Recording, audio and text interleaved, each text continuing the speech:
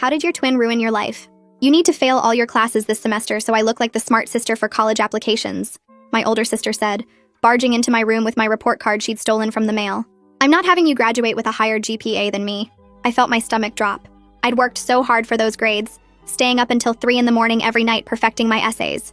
I'm not tanking my grades because you got a C in AP biology, I said. I've been the smart one for our entire lives and you're not changing that now, she said, ripping pages out of my calculus notebook. Either you fail your finals or I'm telling our parents you cheated on everything. That's insane, I said. Mom and Dad already think you're only doing well because your teachers like you better, she said. If you don't start failing on your own, I'll make sure you fail anyway. 2 weeks later, she filed a formal complaint with the principal claiming I was cheating off her old assignments since she'd taken the same classes last year. She told the administration I'd stolen her notes and was copying her work, demanding they investigate my grades and retroactively fail me for academic dishonesty. She'd actually rewritten her old assignments to match mine after breaking into my Google Drive, then submitted them as evidence that I'd plagiarized her. The Honor Council spent 3 hours reviewing her claim. Thankfully, they determined she'd fabricated the evidence. But instead of admitting it, she stood up and accused them of favoritism, because I was 12 minutes younger, and teachers felt sorry for me. She then contacted every teacher I'd ever had claiming I'd cheated in their classes too, trying to get them to retroactively change my grades. After months of failed attempts, she showed up during my AP chemistry final, with what she claimed was proof I'd been buying test answers online. She'd created fake screenshots of me purchasing exam keys and stood outside the classroom with printed copies, telling everyone in line that I was a cheater who'd bought my grades. She actually grabbed my test when I turned it in and tried to eat it so I'd get a 0, shoving the entire packet in her mouth while the teacher called security. They dragged her out still chewing paper, and she swallowed 3 pages before they could stop her, giving herself severe intestinal blockage from the ink and paper. The night before my calculus final, she broke into the school to steal the exam and release the answers publicly, so everyone's test would be invalidated. She'd learned the janitor's schedule and brought tools to break into the teacher's locked filing cabinet, but she was so manic from staying awake for 4 days planning this that she wasn't thinking clearly. She tried to pry open the cabinet with a crowbar, but it slipped and hit her leg, and she kept working even though she was limping because she was so determined to ruin my final. She found the exams and started carrying all 200 copies to the copy room but tripped on the stairs in the dark. She tumbled down 2 flights still clutching the papers and heard something crack, but she kept crawling toward the copy room dragging her leg behind her. She made it there and started scanning exams, but she was so dizzy she knocked over the industrial printer trying to steady herself. It fell and pinned her to the floor, but she kept trying to email the scanned test to everyone in our grade even while trapped under. She managed to send 3 emails before her phone died, then tried to wiggle out from under the printer but she couldn't move her legs.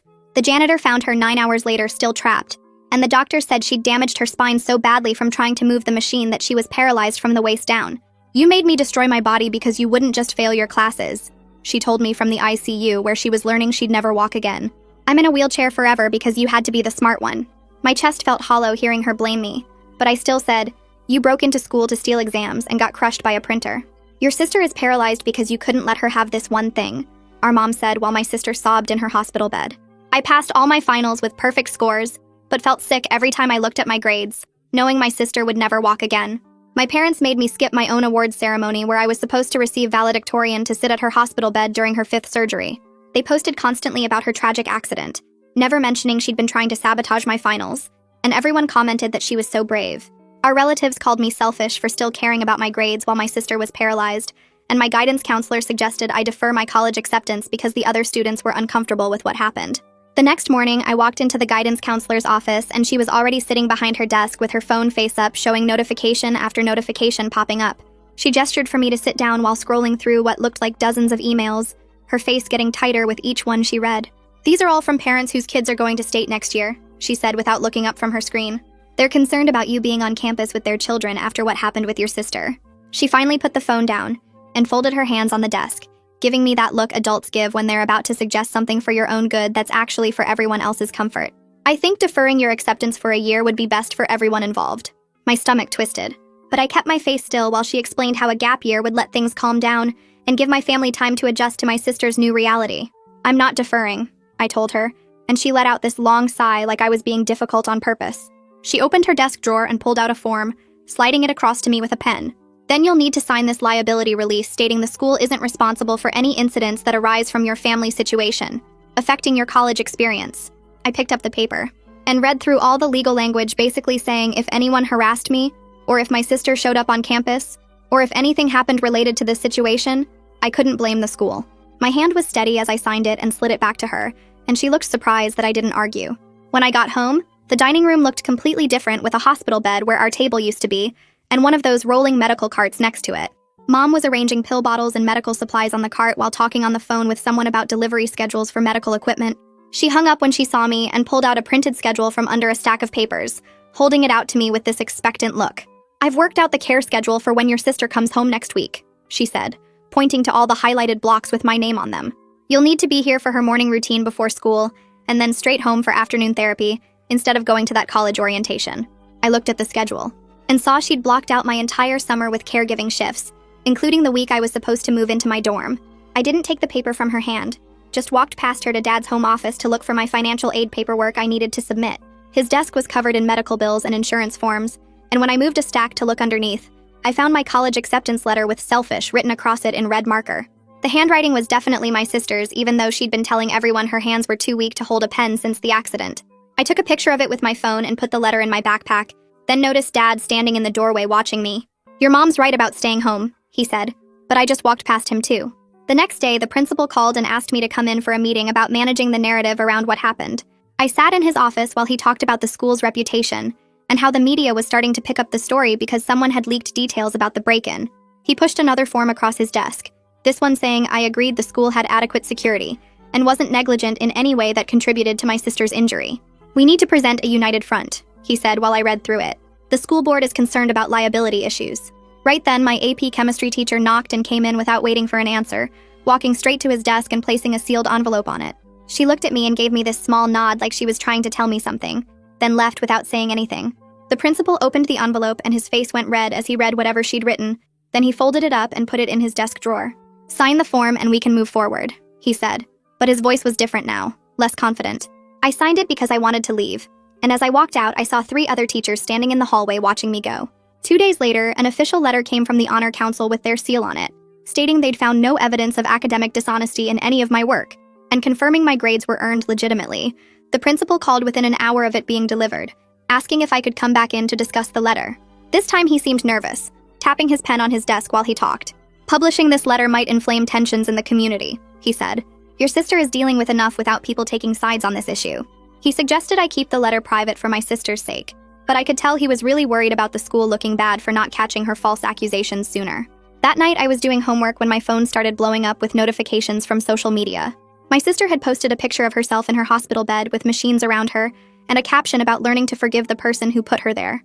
She never used my name, but everyone knew who she meant, and the comments were filling up with people calling me heartless and selfish and saying I should be ashamed. Some people I'd never even met were sharing it and adding their own comments about how awful I was for not supporting my paralyzed sister. My phone rang, and it was my aunt saying I needed to give my college money to my sister for medical bills since I was the reason she was hurt. Before I could respond, she hung up, and my uncle called saying the same thing. Then my mom's cousin called too, all within the same hour like they'd coordinated it. They all said it was the least I could do since she'd never walk again because I had to be competitive and couldn't just let her have this one thing. I went to my room and pulled out an empty notebook from my desk, starting to write down everything that was happening with dates and times and exact quotes. My hands shook as I wrote about the meeting with the principal and the liability forms and the social media posts and the phone calls from relatives. I documented the letter with "selfish" written on it and took pictures of all the forms I'd signed and the Honor Council letter. I wrote down every accusation and every meeting and every conversation, filling page after page with evidence of what was really happening versus the story everyone was telling. I needed this record because I could see how the narrative was shaped to make me the villain who destroyed my sister's life by being too competitive. And nobody wanted to remember that she broke into school to steal exams and got herself crushed by a printer she knocked over while committing a crime. The next morning, my phone buzzed with an email from the guidance counselor, and I opened it expecting more pressure to defer college, but instead found links to family therapy resources with a note at the bottom saying she was required by law to report concerning family dynamics to authorities if she became aware of them. I stared at that last line for a long time, realizing she might actually be trying to help me in the only way she could without getting herself in trouble. I saved the email to a folder I'd started called Evidence, and went downstairs to get breakfast when I heard Dad in my room going through my desk drawers. I ran back up and found him holding my documentation notebook, flipping through the pages where I'd written everything down with dates and times and exact quotes. His face was red and his hands were shaking as he turned to me and said I was making things worse by keeping records instead of focusing on helping my sister heal. He ripped out the pages about the principal's meeting and the liability forms, crumpling them into a ball and throwing them in the trash while telling me that if I really cared about family, I'd stop thinking about protecting myself. I grabbed the crumpled pages from the trash when he left and smoothed them out, taking photos of each one with my phone before hiding them in my car under the spare tire. 3 days later, my college sent an email with the subject line, "Urgent response required," and my stomach dropped as I read that they'd received concerning messages from community members about my character and needed my response within a week, or they'd have to review my admission status. I spent the next 2 days drafting a response that was just facts with no emotions or accusations, including the Honor Council clearance letter, the exact timeline of events from the school's own security footage and the police report number for the break-in. I attached screenshots of the Honor Council's official statement and the principal's letter, confirming I'd been cleared of all academic dishonesty allegations, making sure everything could be verified independently without relying on my word alone. The same day I sent my response, one of my sister's friends started a GoFundMe for her medical bills, with a description that said the family was struggling because some members were refusing to help financially, even though they could. Within 2 days, it had raised $30,000 and been shared over 1,000 times on Facebook, with comments calling me heartless for abandoning my disabled sister when she needed support most. Requested Reds is on Spotify now. Check out link in the description or comments. People I'd never met were donating hundreds of dollars and writing messages about how brave my sister was and how some people only care about themselves. A week later, the police called asking me to come in for a follow-up interview about the break-in because they'd found evidence on my sister's laptop showing she'd been researching how to break into the school and disable security cameras for weeks before the incident. The detective showed me screenshots of her search history, including janitor schedule high school, how to pick filing cabinet lock, and can stolen test answers invalidate everyone's exam, all dated 3 weeks before she actually broke in. I gave my statement sticking only to facts I witnessed or could prove, like seeing her leave the house that night with a backpack full of tools and finding her car parked behind the school the next morning. The detective mentioned that breaking and entering with intent to commit fraud was a felony charge that carried serious jail time, even if the person was injured during the crime. 2 days after my police interview, my parents hired a lawyer who called me that afternoon, asking if I'd sign a statement saying I didn't want to press charges against my sister, as if I had somehow initiated the criminal investigation myself. I told him I never pressed charges, and the school filed the police report for the break-in, but he kept pushing, saying it would help if I signed something supporting my sister. The next week, we all had to meet with a hospital social worker to discuss long-term care plans for when my sister came home, and she kept asking me directly about my college plans, while my parents kept interrupting to say I was reconsidering. The social worker wrote notes every time they spoke for me, and asked me again if I wanted to share my own plans, looking at me like she understood exactly what was happening. After the meeting, she handed me a business card for another social worker who specialized in family dynamics, and whispered that I should call if I needed someone to talk to. That night, I got an email from my AP chemistry teacher with contact information for a legal aid group that helps students dealing with family pressure around education, and she wrote that she'd seen this before, and I wasn't alone. She included the phone number for a lawyer who worked pro bono for students whose families were trying to prevent them from attending college, and said she'd already spoken to him about my situation if I wanted to reach out. I called the number the next morning and set up a meeting for that afternoon at a small office downtown, where the lawyer worked with students dealing with family issues around college. She had gray hair pulled back in a bun and glasses on a chain around her neck, and she listened while I explained everything that had happened, from my sister breaking into school to my parents demanding I defer college. She took notes on a yellow legal pad and asked me specific questions about dates and times, and whether I had any written proof of what my sister had done. I showed her my documentation notebook with every email and text message printed out, and she nodded while flipping through the pages. She explained that legally my parents couldn't force me to stay home or prevent me from using my own financial aid for college since I was 18, and the money was in my name. She said family guilt was a powerful tool, but it didn't override my legal rights to pursue my education and make my own choices about my future. She gave me pamphlets about establishing financial independence and protecting myself from family members trying to access my college funds, and told me to keep documenting everything. 2 days later, I got a thick envelope from the scholarship committee for my merit award, asking me to verify my enrollment plans for fall semester. The letter mentioned they'd received several concerning messages from community members about my character and family situation, but they noted that academic achievement and character were separate from family circumstances. They needed a response within 10 days, confirming whether I planned to use the scholarship or if I wanted to defer it to help with family obligations. I spent 3 hours writing my response, confirming that I would absolutely be enrolling in fall, and included a copy of the Honor Council's letter clearing me of all cheating allegations. I also wrote that I planned to use my education to better support my family in the long term, through a stable career, which was technically true, even if it wasn't the kind of support my parents wanted right now. I mailed it certified with a return receipt requested so I'd have proof they received it. The next week, I went to visit my sister at the hospital, and her physical therapist asked if she could talk to me privately in the hallway. She closed the door to my sister's room and looked around to make sure no one was listening, before telling me she'd noticed my sister had more mobility in her legs than she was showing our parents. She said during therapy sessions, when she thought no one was watching closely, my sister would move her legs to adjust her position in bed, and had even pushed against the footboard during exercises. The therapist said she couldn't officially report it without more evidence, but she thought I should know since my family kept talking about permanent paralysis and lifetime care needs. I thanked her and wrote everything down in my car, including the date and time and what exactly she'd said, but I knew confronting anyone would just make me look like I was trying to minimize my sister's injury. 3 days later, the principal's secretary called saying I could pick up a letter he'd written about my academic record. When I got to the school, she handed me an envelope with just 2 sentences on the school letterhead stating that I had been cleared of all academic dishonesty allegations by the Honor Council and remained in good standing. It was the absolute minimum he could write, but at least it was official documentation I could use if anyone questioned my integrity. I made 10 copies and kept the original in a folder with all my other important documents. 2 weeks before graduation, the guidance counselor called me into her office and said the administration had decided I wouldn't be walking at the ceremony because my presence might upset other families given the circumstances. She said they could mail my diploma and valedictorian certificate to avoid any confrontation at what should be a celebration for everyone else. I sat there staring at her while she explained that several parents had complained about me participating, and the school wanted to avoid drama. That afternoon, my AP chemistry teacher found out about the decision, and she was furious. She got 3 other teachers who'd had me in their classes, and they wrote a formal petition to the school board, arguing that punishing an innocent student for family drama set a terrible precedent. They said I'd earned the right to walk at graduation through 4 years of hard work and perfect grades, and taking that away because of something I didn't even do was fundamentally unfair. The school board held an emergency meeting 3 days later and voted 4-3 to let me walk at graduation, but with conditions. I would be seated separately from the other honor students in a back row and wouldn't be recognized as valedictorian during the ceremony, even though I'd earned it. It was humiliating, but at least I'd have that moment of walking across the stage to get my diploma after everything I'd worked for. When I told my parents about graduation, they immediately said they wouldn't attend if I insisted on going. Mom said they'd already committed to being at the hospital that day for one of my sister's procedures that had conveniently been scheduled for the exact same time as graduation, even though it wasn't urgent. Dad said if I cared about family, I'd skip graduation to be with my sister during her medical treatment instead of making everything about myself again. The next morning, my phone started blowing up with notifications from our town's Facebook group. Someone had posted a video from my AP chemistry final with the caption, "Is this really what happened?" And I clicked on it to see shaky phone footage of my sister shoving my test paper into her mouth while the teacher yelled for security.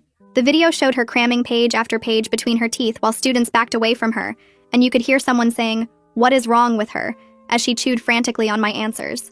Within 2 hours, the video had 300 comments with people arguing about whether she'd been having a breakdown or deliberately trying to sabotage me. Some parents defended her, saying the pressure of senior year made kids do crazy things, but others pointed out that eating someone's test wasn't a normal stress response.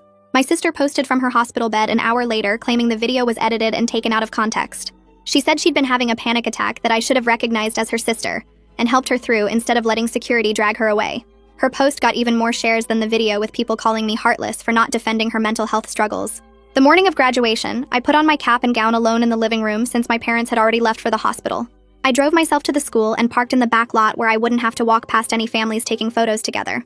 The other honor students were seated in the front row, but they'd put my chair off to the side near the emergency exit. When they called my name to walk across the stage, the auditorium went quiet for a second, before my AP chemistry teacher stood up and started clapping.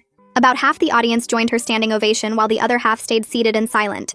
The principal handed me my diploma and valedictorian certificate without making eye contact, and the photographer didn't even take my picture like he did for everyone else.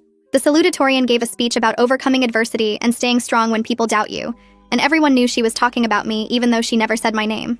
After the ceremony, I walked to my car trying not to look at all the families celebrating together. There was an envelope tucked under my windshield wiper with my name written on it in handwriting I didn't recognize. Inside was $2,000 in cash and a note that said, "From teachers who believe in you and want to help you start your future." I sat in my driver's seat and cried for 20 minutes while families streamed past my car. That afternoon, my college sent an email confirming my acceptance was still valid, despite the concerning communications they'd received about my character. They mentioned they were aware of my family situation and had assigned me a single dorm room to avoid any roommate complications. They also included information about free counseling services available to students dealing with family trauma. I used the money from the teachers to order everything I needed for my dorm room online and had it shipped to a friend's house so my parents wouldn't see the packages. I bought sheets and a comforter and desk supplies and even a small coffee maker, paying with the cash at different stores so there wouldn't be a trail. 3 weeks before I was supposed to leave for college, my parents brought my sister home from the hospital in her new wheelchair. They'd completely rearranged the house while I was at a friend's place for the afternoon, turning my bedroom into a physical therapy room with exercise equipment and medical supplies. Mom showed me the massage table where my bed used to be, and said they needed the space for my sister's recovery.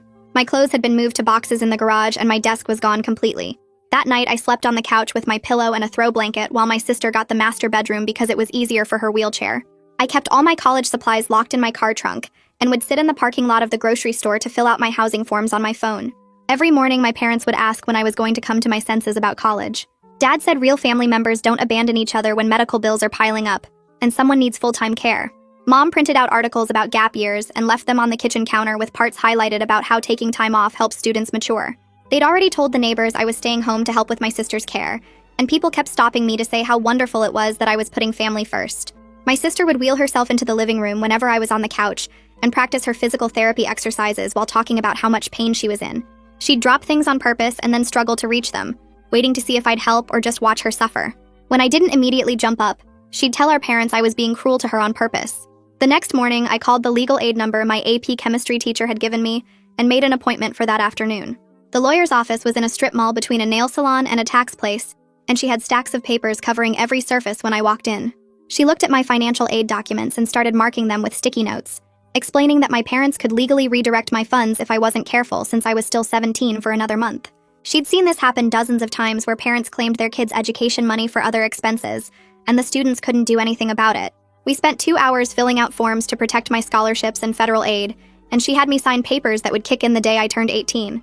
She also gave me a folder with copies of everything, and told me to keep it somewhere my parents couldn't find it, so I hid it under the spare tire in my trunk. When I got home, my sister was doing her physical therapy exercises with the therapist, actually lifting her legs and moving them in circles while the therapist counted reps. The therapist kept saying how much progress she was making and how her muscle response was better than expected for someone with her injury. But the second the therapist packed up her equipment and left, my sister's legs went completely dead weight and she started crying that she couldn't move them at all. Mom rushed over asking what was wrong, and my sister said the exercises were too hard to do alone, and she needed someone to help move her legs for her. I watched from the doorway as she let her legs flop uselessly, even though I'd just seen her lifting them 5 minutes earlier. The next day, I offered to help with her exercises since Mom kept saying we all needed to pitch in for her recovery. I sat next to her wheelchair and reached for her leg to help with the stretches the therapist had shown us, but the instant I touched her ankle, she went completely limp and started screaming. Mom came running from the kitchen and found my sister crying that I was trying to hurt her, that I was being too rough and aggressive with her injured legs. I hadn't even started the exercise yet, just placed my hand on her ankle, but Mom shoved me away and told me I was jealous of the attention my sister was getting. She said I couldn't stand that my sister needed help, and I was trying to make her recovery harder on purpose. My sister kept sobbing about how I'd grabbed her leg wrong and now it hurt worse than before, even though I'd barely touched her. Mom banned me from helping with any physical therapy and said she'd do it herself from now on since I couldn't be trusted around my disabled sister. 2 days later, I was packing the last of my things in my car when Dad came out with a letter from the police department. The investigation into the school break-in was officially closed with no charges filed against anyone, though the report noted the breaking and entering and the resulting injury. The letter said our family had declined to pursue charges against each other, and the school wasn't pressing charges either since my sister was already paying the price with her paralysis. Dad crumpled the letter and threw it in the trash, saying at least that nightmare was over, and we could focus on being a family again. That night at dinner, my parents sat me down for what they called a serious conversation about my priorities. Mom said they'd been patient with my selfishness, but it was time to make a choice about what kind of person I wanted to be. Dad said if I left for college while my sister was still recovering, I was no longer welcome in their home and they'd consider me dead to them. He actually used those words, that I'd be dead to them, and Mom nodded along saying I wouldn't be invited to holidays or family events anymore. They wanted me to defer enrollment for at least a year to help with my sister's care, and if I refused, I was choosing to abandon my family forever. I sat there pushing peas around my plate while they laid out their ultimatum, saying I had until morning to decide, but they already knew what the right choice was. I went to bed that night knowing exactly what I was going to do, setting my phone alarm for 3 a.m. with the volume turned all the way down. When it went off, I got dressed in the dark and started carrying my boxes to the car, making 3 trips as quietly as possible. I'd already packed everything important over the past week, hiding boxes in my trunk and back seat whenever my parents weren't watching. I left a note on the kitchen counter saying I loved them, but couldn't sacrifice my future for someone who'd tried to destroy it, that I hoped they'd understand someday, but I had to choose myself. My hands shook as I started the car, but I didn't look back at the house, just drove straight to campus and checked into my dorm at sunrise. The first day of orientation, I was sitting in the dining hall when my phone buzzed with a text from Mom. She'd sent a photo of my sister sobbing in her wheelchair with the message saying, "Look what I'd done to our family by leaving." I stared at it for a minute, then deleted it without responding and blocked her number. After a week of classes, I finally made an appointment at the counseling center, and they assigned me to someone who specialized in family trauma and educational abuse. She listened to my whole story without interrupting, then explained that protecting my future wasn't selfish, and that parents who demand you sacrifice your education for a sibling's mistakes aren't acting in anyone's best interest. We started meeting twice a week, and she helped me understand that guilt was their weapon, not my responsibility. Meanwhile, my sister had started posting on social media about her journey with paralysis, sharing inspirational quotes about overcoming adversity and videos of her doing physical therapy. She gained thousands of followers in just a few weeks, all commenting how brave and strong she was for surviving such a tragic accident. Nobody knew she'd been breaking into school to steal exams when she got hurt. They just saw a pretty girl in a wheelchair talking about never giving up. I stopped checking her posts after she shared one about forgiveness being the hardest journey, knowing people would think she was forgiving whoever caused her accident, not realizing she meant forgiving me for existing. Instead, I threw myself into my classes and started making friends who knew nothing about my family situation. They didn't know about my sister or the printer or the missed graduation or any of it. They just knew me as the girl who always had her homework done early. For the first time in months, I could walk across campus without feeling judged, could raise my hand in class without wondering if people thought I was a cheater, could just be a normal college student focused on my education. My roommate situation had been changed to a single at the last minute because of my family complications, so I had my own space to study and breathe without anyone asking questions about why I never went home on weekends. 3 months into the semester, my phone buzzed during lunch with an email from my AP chemistry teacher checking in on how I was doing. She wrote that she was proud of me for choosing my education, and mentioned that several teachers from high school had been following my progress and were all rooting for me to succeed. I typed back a quick thank you and felt my eyes get wet, reading that at least some adults understood why I'd left. Winter break came faster than expected, and while everyone else packed to go home, I arranged to stay with my roommate's family after she heard me on the phone with the housing office asking about staying in the dorms. Her parents picked us both up and drove us to their house where they'd already set up the guest room with fresh sheets and towels, never once asking why I wasn't with my own family. They included me in everything from grocery shopping to decorating cookies, making sure I had presents under their tree and a stocking with my name on it. Her mom packed me lunch when we went ice skating, and her dad taught me how to fix a leaky faucet when theirs broke, treating me like I'd always been part of their family. On my birthday in January, my phone lit up with a text from my sister saying she forgave me for choosing myself over family. I read it 3 times trying to find any sign she understood what she'd done, but it was just more blame wrapped in fake forgiveness. My counselor helped me see that her taking responsibility wasn't my burden to carry anymore. The dean's list came out at the end of the semester, and my name was on it with a 4.0 GPA, which triggered an automatic review for additional merit scholarships. 2 weeks later, the financial aid office called to say I'd been awarded an extra $5,000 per year, meaning I wouldn't need any help from my parents even if they offered. 6 months after leaving home, I was scrolling through social media when a video popped up of my sister walking with a walker at her physical therapy graduation ceremony. She was taking actual steps, and the caption said she'd worked so hard to get back on her feet, making it sound like she'd overcome complete paralysis through determination. The comments were full of people calling her an inspiration, and I realized the injury had been serious, but not the permanent devastation she'd made everyone believe. Mom texted me that night saying my sister was doing better, and maybe we could all move forward now. She wrote that the family missed me and wanted to reunite, but then added that I should apologize for leaving when they needed me most. I spent an hour drafting my response, finally sending back that I was glad my sister was recovering, but wouldn't apologize for protecting my future from someone who tried to destroy it. I added that I'd be open to family therapy if they ever wanted to address what actually happened instead of the story they'd created. She read it but never replied. Finals week arrived, and I spent every day in the library with my study group, feeling normal for the first time in over a year. We ordered pizza and quizzed each other on organic chemistry, complained about our calculus professor, and planned our schedules for next semester. Nobody knew about the printer or the paralysis or the family I'd left behind. They just knew me as someone who showed up prepared and helped explain difficult concepts. When grades posted, I had another 4.0 semester, and my advisor emailed congratulating me on finishing the year so strong despite everything I'd been through. My friends from the dorm threw me a little celebration with cake from the dining hall, and I realized I'd built something here that nobody could take away. Looking at my transcript with 2 perfect semesters, surrounded by people who supported me without conditions, I understood that choosing my own path hadn't been selfish. Sometimes protecting your future means walking away from people who would destroy it, even when everyone says you're wrong for doing it. And that's the end of it. Nothing fancy, just how it went down. Thanks for hanging out and listening. It's always cool to have you here. Catch you next time if you feel like sticking around.